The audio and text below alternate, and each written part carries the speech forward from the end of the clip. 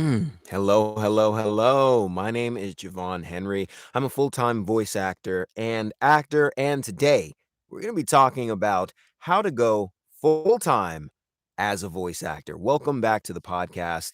This is artist over actor. And yes, today we're going to be talking about how to actually go full time.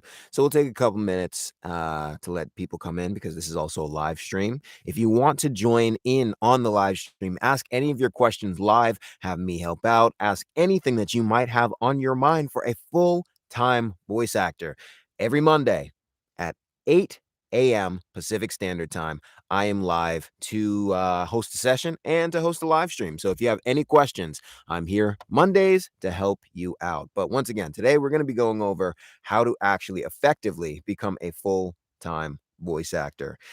As you can hear from my voice right now, A, I'm not warmed up, and B, I actually just came from a conference in Anaheim. I'm currently in San Diego, but we had a NAM conference, a National Association of Music Merchants, and it was amazing. Got to meet some new people, got to talk with the wonderful people over at Warm Audio.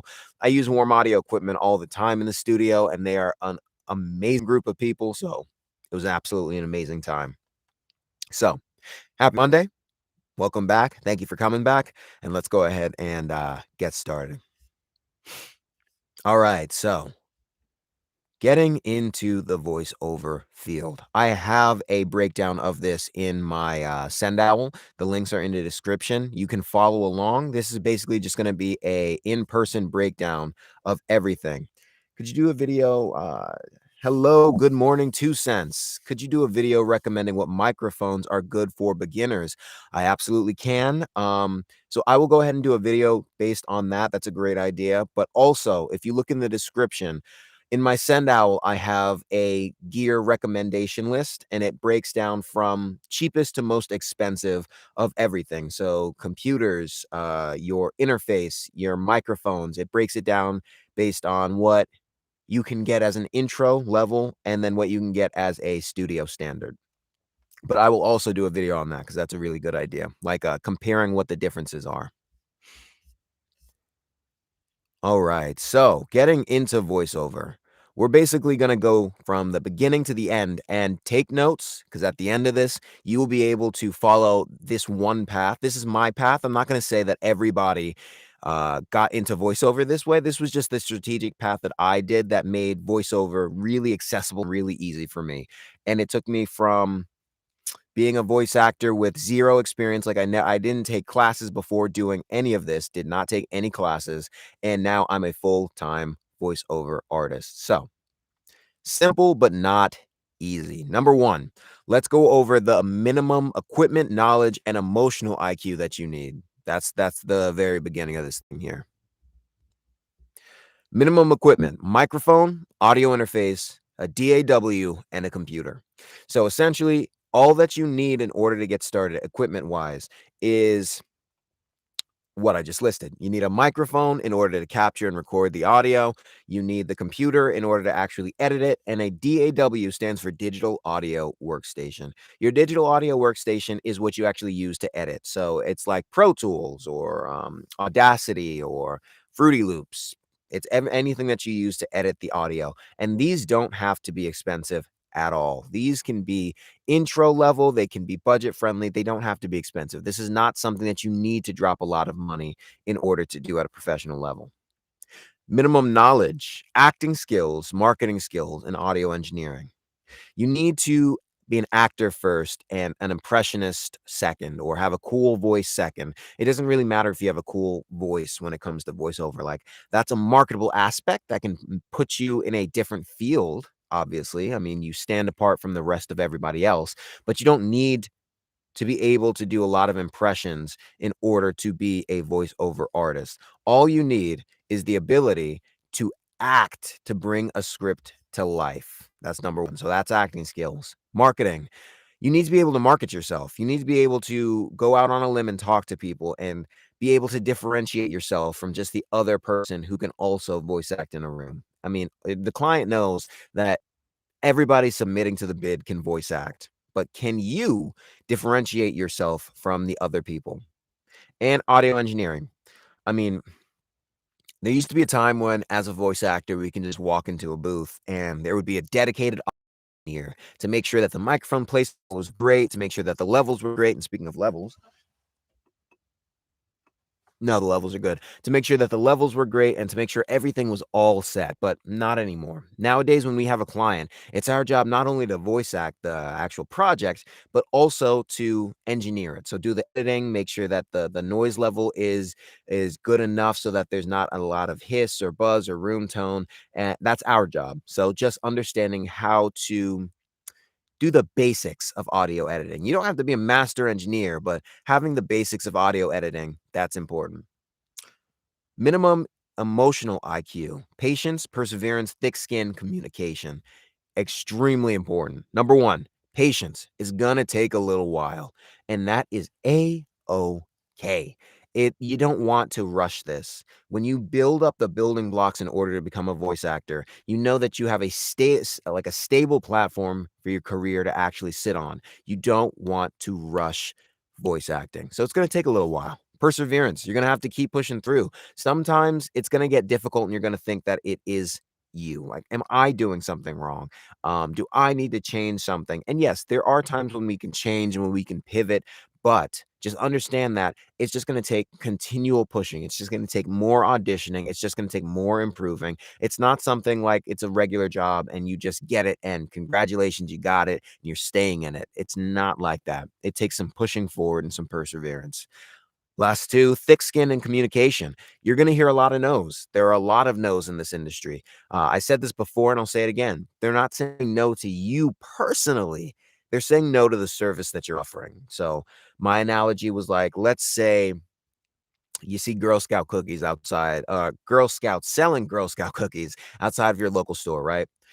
If you say, "No, thank you," you're not interested. You're saying, "No, thank you," you're not interested to the cookies that they're selling, not to them personally. It's nothing personal against them.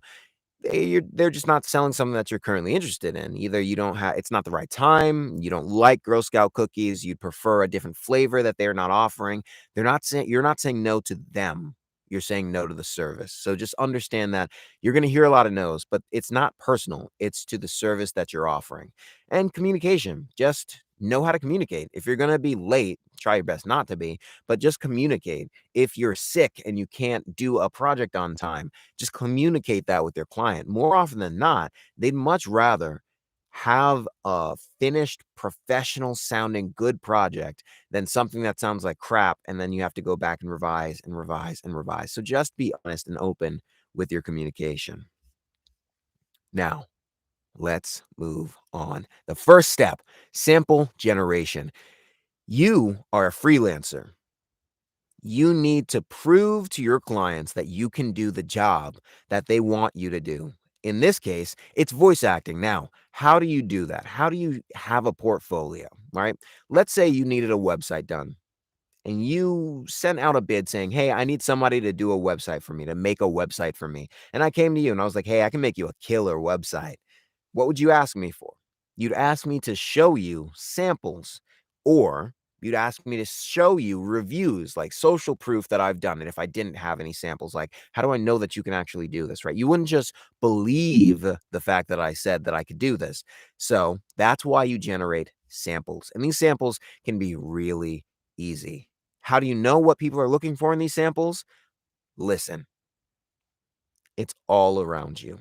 If you want to be a video game voice actor, I have some good news for you. Play video games and take notes. If you want to be a commercial voice actor, commercials are literally everywhere. Stop skipping the commercials on YouTube. I know after that 5 seconds, it's like, ooh, I want to get to that content. I'm super stoked to skip this ad.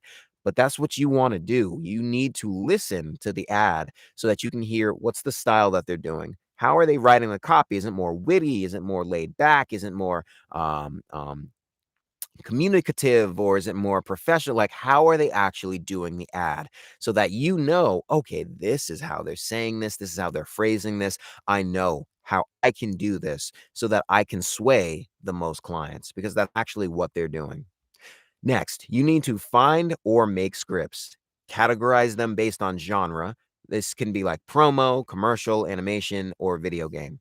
Now, It's pretty simple to make your own scripts, in my opinion. They're just little, like 15, 20 seconds. I got away with just making all of my own scripts, but you can always search up sample scripts online. I beg you, do not rely on this forever, because the issue with getting sample scripts offline is that everybody does that, right? So if you find a piece of car copy, and you read that for your sample, there's a high chance that your client has heard that same car copy like 152 times.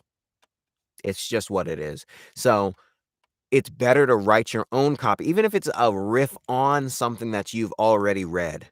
Like, you change the name, you change a little bit of the actual copy, but keep the same type of structure. It's better to do that than just to read the same over and over and over copy, because your client knows when they read a canned piece of copy, right?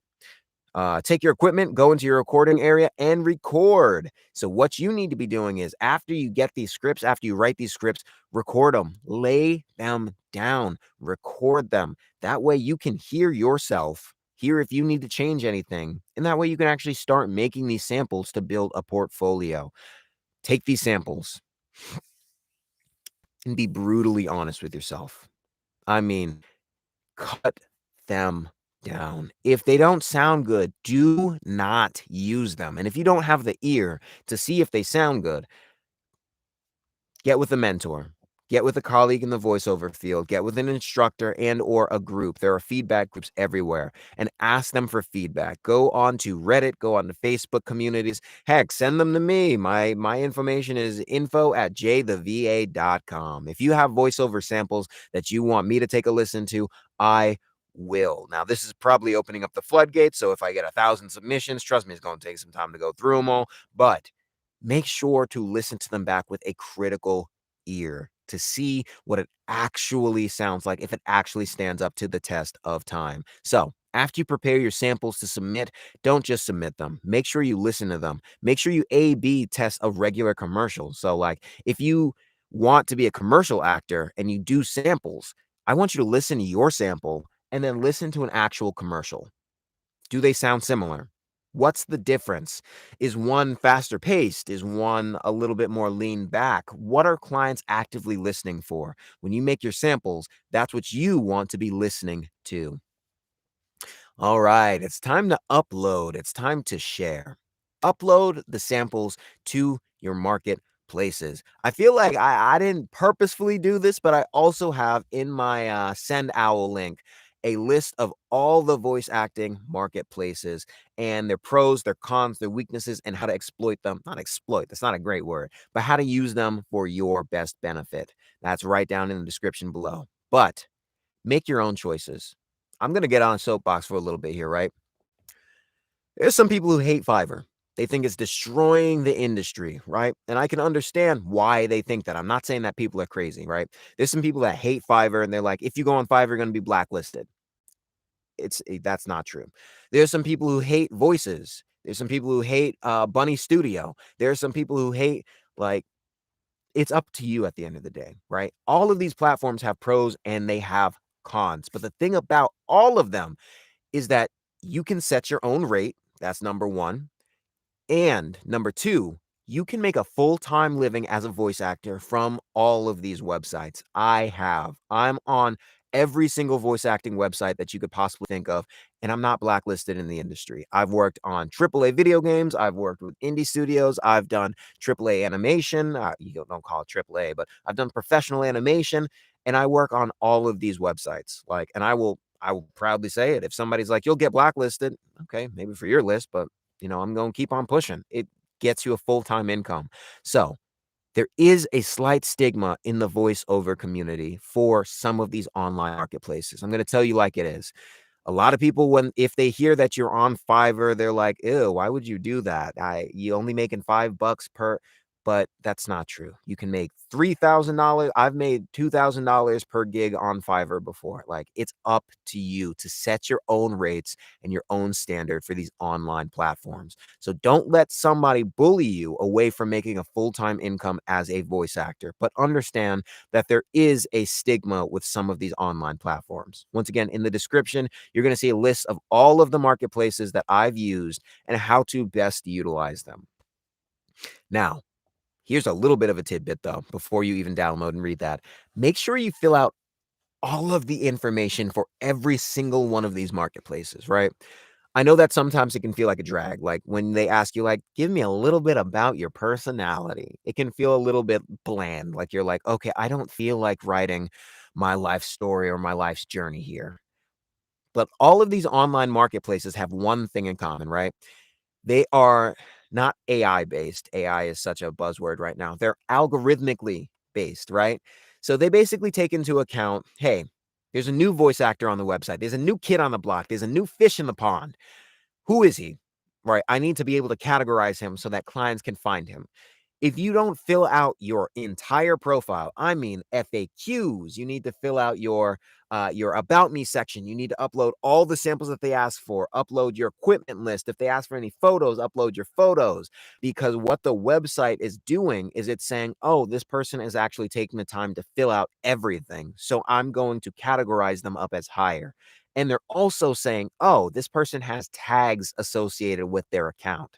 I know that their voice is a younger type of voice that is professional and perky and emotional and dynamic. So now every time a client searches dynamic young, your name is going to come up. And if you have only 5 samples and those 5 samples say dynamic young, you're going to be coming up maybe in 50, 60th place. If you have 50 samples and they're dynamic young, you're going to be coming up a lot higher. Not only that, but when a client clicks on you, they're going to see, oh, I have 100 samples that I can listen to that each are detailed and that get me closer as someone who's looking for a voice actor to what I'm looking for at the end. So that's just a little bit of a tidbit. Make sure you fill out the profile in its entirety and set your rates to being a fair rate. I know it's hard when you're getting into the industry and there's a lot of money to be made and we don't really know. There's a website, GVAA. Look up, Google GVAA rate guide.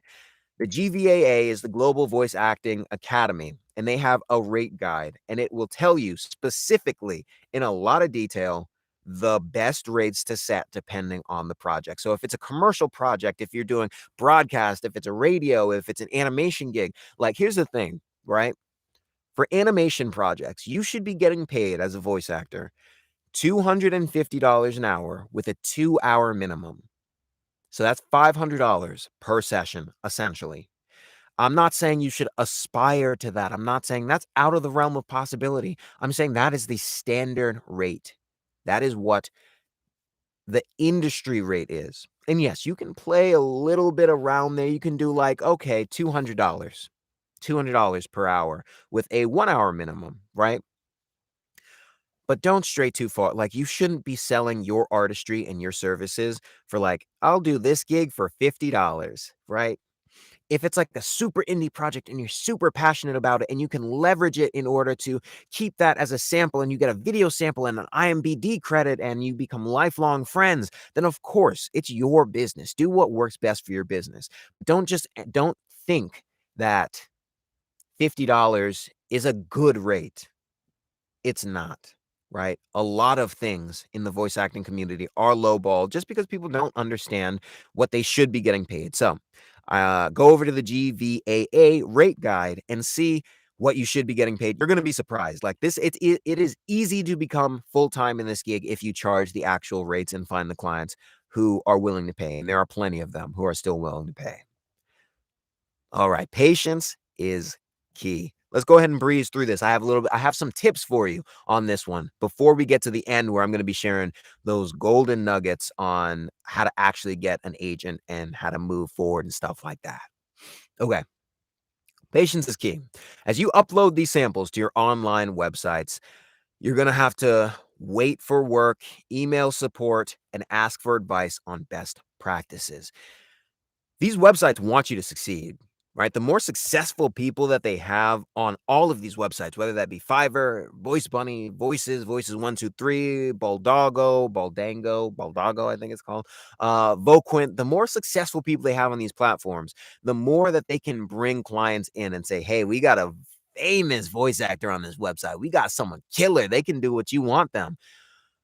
So they want you to succeed, right? It's like a casting director. They want you to succeed so that you can be the one that actually catapults their website. So reach out to their support. Literally, send them an email being like, hey, I'm new to the platform. I filled out my profile in its entirety. I want to succeed on your platform. Can you give me the best tips for succeeding on your platform? And they will tell you. They won't try and hide it. They want you to succeed so that their platform succeeds. They will legitimately tell you, oh, this is what clients are mostly looking for. Like, I get these emails all the time from these online platforms, and they give me analytics on the back end saying, hey, clients are looking for a younger sound that's more dynamic, that reaches a conversational type of audience. And they literally tell me, so make samples that are tagged as young, dynamic, conversational, and you'll get more clients. They're not trying to keep it a secret. Just email their support team and say, hey, how do I succeed on your platform? And 9 times out of 10, they will tell you exactly what clients who are on their platform are looking for. All right. If there are any analytics for your website, look at them and revise your profiles accordingly. So let me give you an example. Fiverr, they tell you how many people are searching for your tagged gig. They tell you how many people clicked. They tell you if people actually purchased, if people exited, and they tell you how many views your profile is getting. All of this information is just data so that you can revise your profile so that it fits more accordingly and so that it reaches a wider audience, right? That doesn't mean that you're doing something wrong. And let me give you an example of this. This is SEO at its finest. There is a Thai shop that is in, I think it's in California, right? And if you go on Google and you want Thai, what is the thing that you will search in? You will search best Thai food near me. And you'll come up with a whole bunch of lists and it'll be categorized by the one closest to you. So this Thai shop, they were smart. They knew people were searching for best Thai food near me. So what did they name the Thai restaurant? They named it Best Thai Food Near Me. So as soon as people searched that, it immediately came up. Like there was no question because that was the name of the restaurant and people searched exactly what it was. That's pretty much what you are doing. You need the data of what are people searching for? What are people actually buying? What are people actually clicking on in order to best sell your services and get in front of the people who want to buy your services. So if you want to be an anime voice actor, right? You want to work on animated projects. That doesn't mean that you have to, oh, I guess I can't do this because people aren't searching for it. No, it means you have to take the data and get more specific. So for example, I'm not anime voice actor protagonist. I am young kid anime protagonist voiceover. That sets me apart from everybody who's just anime voiceover. It puts me in a pool of maybe 20 to 30 other voice actors versus hundreds of other people. And people still find me. Like from that profile, I've gotten a lot of commercial work, video games, anime, cartoons, YouTube, just because you say, hey, I'm doing it for a young anime protagonist voiceover. Just because you say that doesn't mean that's the only role that you're going to get. So make sure to take those analytics and make sure to use them to your advantage. All right. Unfortunately, slash fortunately, we're in the service industry. So we need to be responsible when we get work requests, right? You want to respond to someone when you are top of mind. So if you get a client that reaches out, I'm not saying your work-life balance needs to be thrown out the window, right? I'm not saying you need to be focusing completely on your work. I'm saying that if you get an email, like let's say if I'm working on a project, not actively on another voiceover, like I'm not recording and then I just stop to email someone, but if I'm working on something and I get an email or a message or a DM from a client, I should respond to them immediately. not because they are more important than what I'm working on, right? But because as a freelancer, you and I both work when we get work, and we both work to get work, right? The second that a gig is done, we're out of the job and working to get the next job. That's the life that we chose. I love it personally. I know that a lot of voice actors do. And I know that a lot of people that's very, very stressful. So when I get a client that asks me a question, I answer that question because I'm top of mind right then. I can help you. So just make sure to always be responsive when people reach out. And last but not least, for better or worse, reviews are a main form of social proof when it comes to websites. So just be patient. Like I've seen literal world class voice actors. Hey, what's going on, Kato? Hope that everything is well with you. I've seen world class voice actors go on some of these websites and nobody gives them a gig because they have no reviews. There is a story, and this isn't just a story, this is true. There was a world-class violin, like a world-class he sold out the Met, and, he sold out the Met the night before, and he wanted to do a little bit of an experiment, right? He sells out the Met, world-class violinist. He then goes and plays in a subway in New York. He goes and plays in a subway in New York, and no one stops. No one listens. No one sees him. Everybody walks past him. They put a couple of he maybe made I think he said he made like $5 for that whole 5 hours that he was in that New York subway. And this goes for two things. Number 1, just because you're not getting orders, you're not getting gigs, does not mean that you are not valid. It means that you're not being seen by the people who will order your services.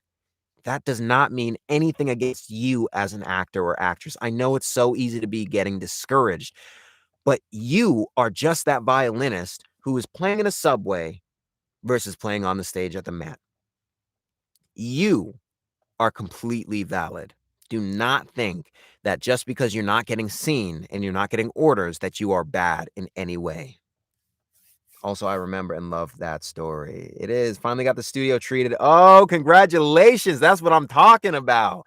That sound treatment is like it changes the game. Congratulations, Kato. I'm so happy to hear that.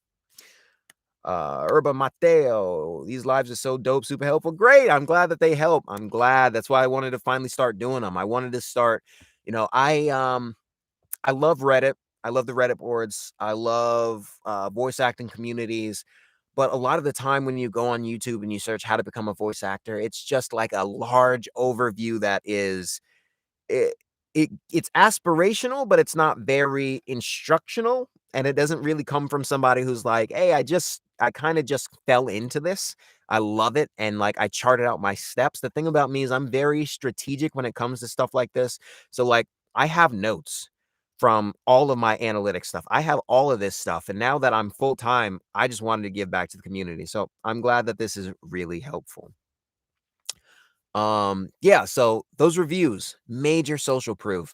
If you're not getting them, they will come. Eventually, someone will order your gig. So just be patient and know that you're just in a subway and that your people are looking for you, right?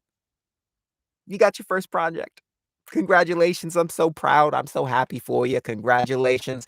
What do you do when you get that first project? Well, number 1, make sure that you discuss the overall tone that your client is looking for. There are certain things that your client wants, right? Do they want a professional, regular sounding tone? Do they want someone who's more instructional? So, like a stereotypical, hi, my name is Javon, and today I will be teaching you how to step by step walk through a PowerPoint. Or do they want someone who's more laid back, more conversational? Hey, my name's Javon, and today I'm going to be teaching you how to walk through step by step how to do a PowerPoint. Like, which one do they want? It's extremely important because, once again, this is the client industry. So, you need to work with your client. You need to use your artistry, but also work with your client. Check and see if that client has any samples that they're trying to emulate the flow and the style of. I had I had a client who wanted me to recreate a sample using the who was Vegeta from Dragon Ball Z, and he was like, I need you to capture this tone, this style. They just wanted the flow. They wanted the overall, the tone, the style, the flow, and I knew that if I used my regular voice, I would not have been able to sell that client, right? I asked, "Hey, I know that you're just trying to go after this as a character, but do you like the sound of anything? Do you like the sound of any voice actor?" And be upfront with them. Say, I'm not an impressionist. I'm not gonna be able to get it immediately, and I'm not gonna be able to make it sound just like them. But I just wanna know if you like the sound of something, so I'm not over here like, "Hi, how can I help you today?" When you want, like, a super deep, low, bassy voice, you know? So just ask them if they're trying to emulate the style and the flow of anything. Also, ask for their project's timeline, right? I've had people who reach out to me, and my typical turnaround is 48 to 72 hours, so 2 to 3 days, my typical turnaround time. And, like, 2 hours in, they're like, "Hey, are you finished with the project yet?" And it's like, "No, do you need me to be finished with the project yet?" Like, a lot of the time, clients, A, don't understand what it takes to actually go into voice acting for in-depth work, but also, B, they don't really tell you what they want their deadline to be, or they need their deadline to be, so just make sure to always ask because that's an upcharge. If you want it done in like 24 hours or less, that's going to be substantially more expensive than if I can take my regular deadline. So just know that and ask them, "Hey, when do you need this delivered by? My standard turnaround time is 48 to 72 hours. If you need it delivered within 24, that is a charge, but I can certainly do that for you if you got the cash to let me do it for you." Make sure that you just ask them. And last but not least, ask them what format they need it in. There are a lot of different formats when it comes to delivering voiceover projects. Do they need it in a WAV file, a WAV file? Do they need an MP3, an AAC file? Do they need it at 48K? Do they need it at 96K? Do they want 16-bit, 24-bit, 32-bit float? Make sure to ask them what they want their deliverables as. Usually, the standard is, let me not get to lying here. The standard that all of my clients never have a problem with is a WAV file, 48 kilohertz, 48K at 16 bits. That is like the standard that I've seen with all clients across the board. And that's from indie projects all the way up to the super huge mega commercials that I do. All of them seem perfectly happy with that. But it's always nice to ask because also even asking just goes for that end client to be like, "Oh, you thought of that. I didn't even think to let you know that. I'm gonna keep you in mind for the next project because you're showing that you're thoughtful." So even if you know the answer, make sure to ask because it always makes a client go, "Ooh, I like you. You're more than just an actor. You're a collaborator who's thinking of these things." It's great. Make sure to always ask questions. And last but not least, I said last but not least for the last one, but this wasn't it. It's okay to ask for a review. It's not okay to ask for a certain rating. So, like, I have some clients who at the end, they're like, "Hey, thanks. Great." They just take the project and they run. Either they're on a tight deadline or they need a quick turnaround and they don't even think to do a review. It's okay for a day or two later to go back in and ask and say, "Hey, I loved working with you. It was an amazing experience. When you get a second, would you mind leaving a review on my performance so I know where to improve?" Right? Clients appreciate that. They don't go out of their way to not leave you a review. 95% of the time, they're just moving quickly on that project and they just forget. Asking for the review reprompts it. And remember, reviews are important because it's social proof that you know how to actually do the gig. So make sure to ask for a review. 95% of the time, it's going to be a red flag if you ask for a certain rating. Like if you say, "Hey, if you like my service, please leave me a 5-star rating." No, don't ask for a certain rating. Just ask for a review in general, and they'll give you the review. All right. Review and repost. Review and repost. Now, you got that rating, you got that project. It's time for you to do the next step. And that's to take that project, follow up with your client to get the final edit to repost. This is where a lot of voice actors fall off, right? When it comes to the follow up. And this is something that is very important. Make sure to follow up with your client a month later, right? 2 months later and be like, "Hey, I loved working with you." That also makes them remember who you are so you can work with them again next time. "This project was absolutely amazing. I would love to see the final project so I can use it in my portfolio." What this isn't just a sample that you recorded and there's no mixing and there's no editing and it's kind of just a dry sample. This is a professionally done sample, possibly set to music, possibly set to a video. It is something that now when you add it to your portfolio and someone looks at it, it is holy crap. I can see that they worked with such and such, right? It's absolutely amazing. I've worked with who was it? I worked with Mini, and I did a Mini Coupe video with BMW, and, on my profile, I was super proud of it. I put it as a premier partner that I worked with. I put it as a client, and I uploaded the sample, and I got nothing, right? People referenced it a little bit, but it was nothing that was like people came to me because of that. A couple months later, I got their actual ad spot that they aired that was the Mini Coupe commercial that my voice was in. And I put that commercial with my voice on, and oh my God, it drew so many people. It drew those people because it was a finished commercial. So when a client listened to it, they said, I now don't have to do mental gymnastics to see how this voice might work. They said, I know how this voice will work. I see it. I can see the car zooming across and the voice coming in and I can have that full impact. So, make sure you go back to a client after a gig is done and ask them for the actual finalized video. 95% of the time they're just going to give it to you, right? There's nothing. It's a live commercial anyway. It's a live video game. If it's still in the middle of production, they'll just tell you. They'll be like, "Hey, it's not finished yet. We'd love to share it with you when it is." And then just follow back up in another month or so. Take time to update your resume, right? As a voice actor, as a regular actor, as a creative person, it's important to have a resume. And I hate resumes. Like I absolutely hate resumes. I can't stand them. But for clients, they like to see your past work in a paper format as well as having a sample library. So make sure to update your resume with the clients that you work with and be proud. Be proud. If you're just getting started in voice acting, I don't want to see you hiding your credits. I don't want to see you, oh, I've only worked with two people. I'm embarrassed. I'm not. That's resume worthy. You're doing stuff. You got two clients. You got one client. You have done a free project, you've voiced over a project, you've done a fan fiction, you've done anything, put it on your resume. This isn't going to be the final version of your resume. I've remade my resume like 7 times. As I get new clients, I update it. Just make sure to keep it updated and be proud of who you worked for. You're just getting started. Be proud of every project that you do. I'm saying it is a step to get to where you want to be, and it's what you want to do. Be proud of the clients that you work with and update your resume. Update social media to keep your network informed of work. A lot of people don't have the best relationship with social media, and I can see why. It can really be a drag. Good morning. How are you doing? Happy to have you here. Let's see. Kazuki. Hey, Kazuki. Happy to have you here. Good morning.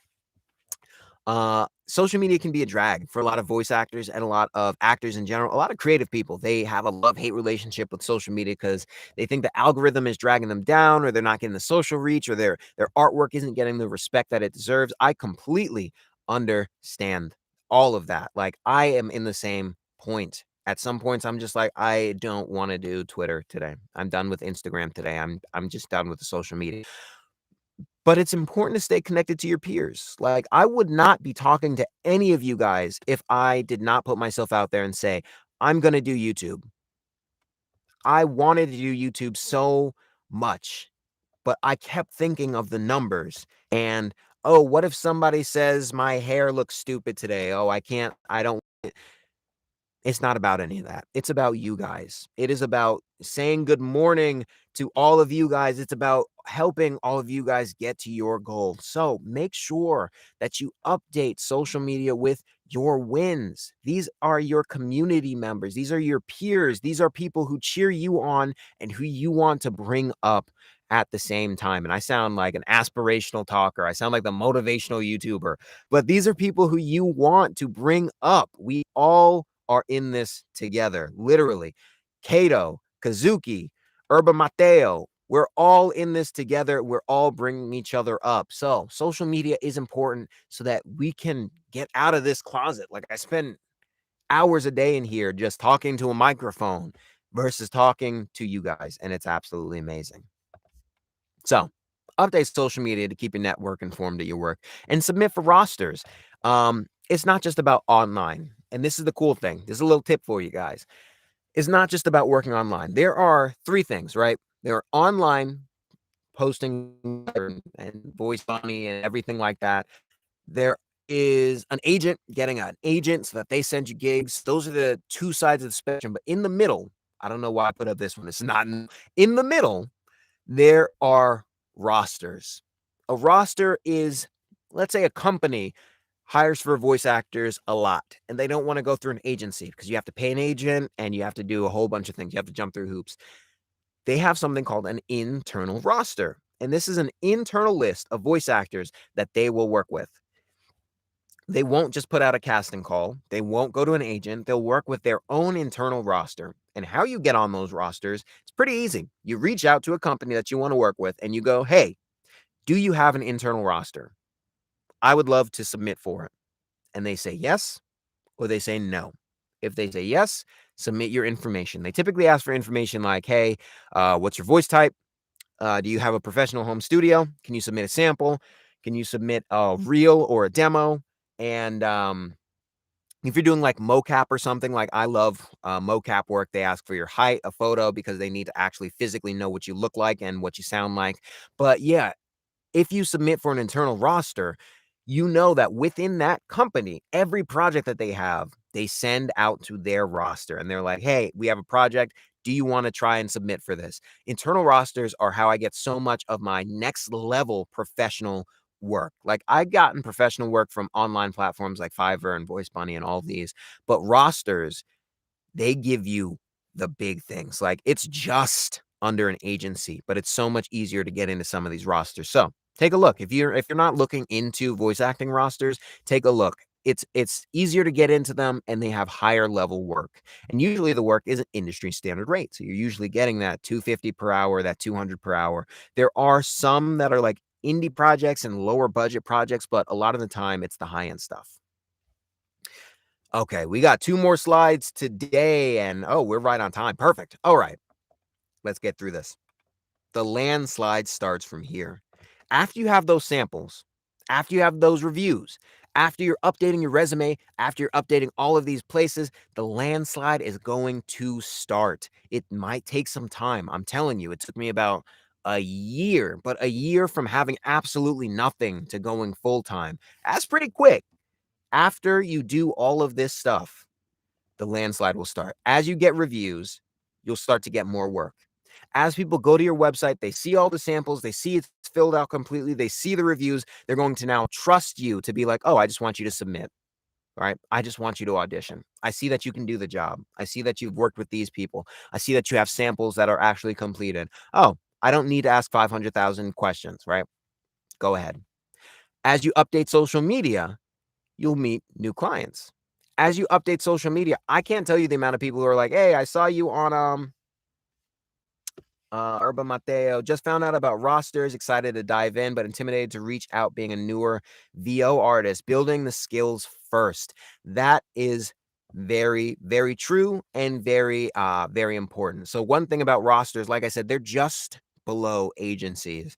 So typically for a roster, they are sending out that higher end work, but they also do want more of the social proof. So I would always recommend submitting for rosters after you start to go down this list a little bit. So after you make the samples, you get a couple of reviews, you might have a little bit of a reel going on, then start to reach out to the rosters exactly like you said.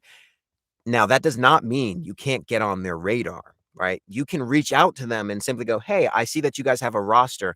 I would love to submit in the future. Right now, I am building my sample list. Is there anything that's specific that you're looking for, right? Let them keep you in mind. That is the most important thing about making these connections. And I have a quick tip about connections that I learned from my conference that I just went to. I'll share it in like 5 seconds. Let me go through this thing for a train of thought. As you grow your name, you'll meet new collaborators. As you start to grow, As you start to make community, you'll meet people along the way who you're like, "Oh my god, I want you to work on a project with me." I know that you're like, I have someone who worked on a project with me maybe a year and a half, 2 years ago, and I know he is going to be the villain in the project that I'm writing, right? I've been writing an animated project for the last 2 years. I know that he's gonna be the villain, right? I met him 2.5 years ago, and we worked on or a year and a half ago, and we worked on a project together. I know he's gonna be the villain, right? I've reached out to him a couple of times, and we've just kept up talking, and we've built like an acquaint the point is the people who you meet along the way will be your collaborators. They'll be your next villain. They'll be your next hero in your story. So, community, extremely important. And as you build your name, you're going to meet these collaborators. And as you build your profile on these online social platforms, you're going to be able to leverage it for better clients slash rates. So, like I said, you can have a world class voice actor go onto a website. If they set up a new profile, they're going to be a small fish in a big sea until they start to grow as well. It is the great leveler. That's all of these online profiles. Until you build up the social proof, until you have great samples, until you fill out all of your platforms, it doesn't matter if you just got started yesterday or if you've been in voice acting for the last 75 years and you have a million credits to your name. It does not matter because it just depends on when you get these reviews and when they start rolling in and all of these things. So know that you can't cheat the platform and know that people who have these hundreds of years of experience and they have all of these credits to the if they go on the platforms, you're both going to be starting from the same exact point. So just use those analytics like we talked about, reach out to the actual online marketplaces like we talked about, and just let them know that you're there and that you want to succeed. And here's last but not least. Oh, first let me give you the tip on collaborating, right? I used to be crap at talking to people. I'm still to a certain extent crap at talking to people, right? At this last conference, it really did teach me that everybody is in the same position. Everybody thinks that they're crap at talking to people, essentially.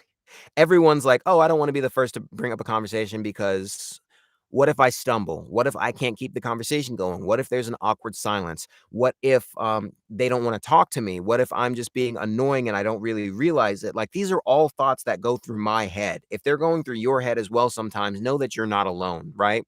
But everyone is thinking these thoughts to a certain extent. Just to walk up and talk to somebody and be like, "Hey, I'm a voice actor. I'd love to know what you do. What do you do? Who are you? Who are you as a person?" It is the most freeing experience, and it's what these end clients want, right?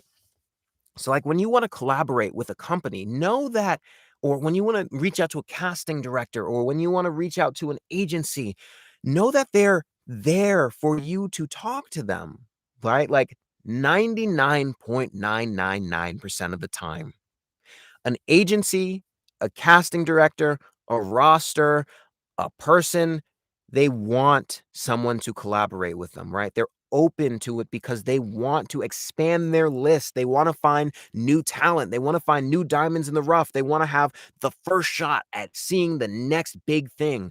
When you reach out to an agent and you're like, "Hey, I love your agency. I want to audition for you." That's not annoying. They need you to do that. 95% of the time, what agents are doing, and this is completely true, agents and casting directors, what they'll do is they will go to a theater production. They'll go to a comedy club.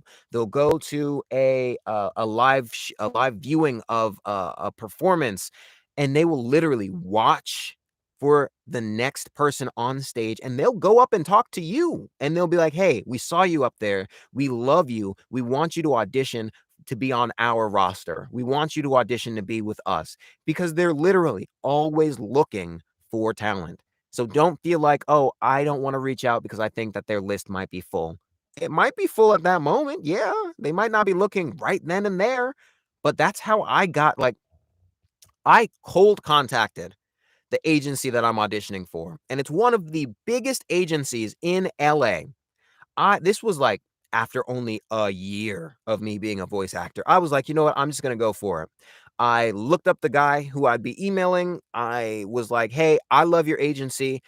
I'm a slightly bigger fish in a small pond now, and I'm trying to get into bigger projects," right? I gave him my headshot, my demo that I made and a list of my resume. He got back to me in 5 minutes like, "Hey, tell me about yourself." And we just had a conversation. And at the end of that conversation, I didn't ask him to audition. I didn't ask him for anything. I just said, "I want to work with you guys eventually." At the end of this conversation, he sent me the link to sign up to audition for the agency.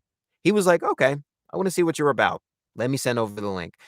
I was only voice acting for a year and a half at that point, right? It was not a lot of time. Good to know, gotta be bold. I've also found that via workshops over Zoom, yes, they have been an awesome way. That is such a great tip. They've been an awesome way to meet people slash learn so much from watching others. Exactly. Even if you're just auditing a class, you don't even necessarily have to be participating. If it's a workshop or something like that, just to sit in the room and hear what a casting director directing people to change their reads sounds like. So if you just are sitting and someone does a read of a car commercial and you hear the casting director go, "Hey, most clients really aren't looking for this type of sound. Just air a little bit more towards the all American sound." Like, it is an amazing way just to learn what people are looking for. Audits are great, and yeah, they're usually cheaper. Usually it's like it can be 50, $60 to sit into the workshop, but to sit in the audit seat, it's only like 10, 15. So auditing classes, that is a hack right there in order to get the information at a cheaper rate. I love taking audits, and I usually do it as well. Uh, Move on or stay the same. That's the last thing I got for you. Keep updating your profile with these new samples and projects that you're getting. You'll keep getting work. It'll snowball from there. Charge industry rates to keep the industry healthy. Go to GVAA and make sure that you're charging a more standard rate.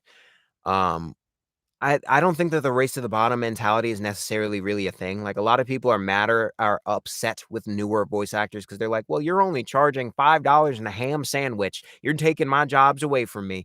If I have a client who's willing to pay someone $5 and a ham sandwich, then they're not a client who would be willing to pay me $250 an hour anyway, right? So make sure that you don't lowball yourself. I know that acting is fun and we're like, "Hey, I would do this for free anyway." But you want to do this for life. Don't make yourself into a starving artist. I hate the ideology that we've created with, "Oh, you need to be a starving artist in order to keep artistry pure." No, you don't. No, you don't. Charge a rate that will give you a life because you're a business. So you need to be doing that. So charge a rate that'll give you a life. Now, you can make the choice. Stay online and get an agent or move to agency work. If you get an agent, sometimes they don't want you to be online. And this makes sense. They make their money when you make money. So if I can have a client who's just going to go on and find my premier voice actor for my special agency on like Fiverr, then it's not necessarily even about it being Fiverr. It's about now you're double dipping into two places. Some agencies don't care. Like, some agencies don't care. And no agency cares if you get a client on your own. They mostly care if you're on an online platform and it makes it easier and cheaper to get you there versus going through the agency. So make sure you're just aware. It's not like you're going to be butting heads. You can do both. I'm not saying you can't. You can definitely do both. You can have online platforms, an agent, and cold reach out to clients all on your own. You can do all three of them. You're a business. An agent is working for you to get you work, right? You're not working for them. They're working for you to get you work. It's a relationship. Like, you have to stay up on the ball and you have to make sure to do the auditions, but the agent works for you. Your agent works for you. And make sure that if you're auditioning, they don't take any money up front, right? They make money when you make money. They make a percentage. It's like 10 or 15%. They make money when you make money. Make sure to know that. And last but not least, uh get your demo produced, right? Your demo's eventually going to be your calling card. Your demo is, and I have a sample of my demo on my YouTube channel. You can go and check it out just so that you can hear what my demo sounds like and what a demo at the end of the day sounds like. Um, get your demo produced. That's pretty much the last step. It is a step that allows you it unlocks the ability to submit for some of these things. Like some rosters and a lot of agencies require you to have a demo. And just a demo is basically like a polished up version of your sample. So it's if you put your samples in an actual TV show and you just stripped out that section and plopped it onto a timeline. It's a couple of your best samples set to sound effects and mixing and mastering, and it's your most polished work, and it will be your calling card, right? That's what a lot of agencies and rosters are looking for. But at the end of the day, it is 8:55 and happy Monday. That is all that I've got for you guys. I'm going to let you guys go. I've got another meeting at 9 today, but thank you guys so much. I'm going to be here every Monday that I can be. I'll let you guys know in the community tab if I can't be here. I'll be here every Monday to host another episode where we go over the ins and outs of voice acting and how you can go full time in this wonderful career. If you have any questions, shoot me an email, shoot me a message on a YouTube video. I'm info@jaythava. That's JAYTHAVA.com. I will actually leave it here. Info@jaythava.com. Boom. If you got any questions, reach out, hit me up. You want me to listen to any demos that you have, any samples that you have? If you've got any questions about the industry, literally hit me up. I am here to help in any way that I can. So I will catch you guys later. See you later, Cato. See you later, Herba Mateo. See you later, everybody else who might be here. I'll catch you guys next Monday. Bye.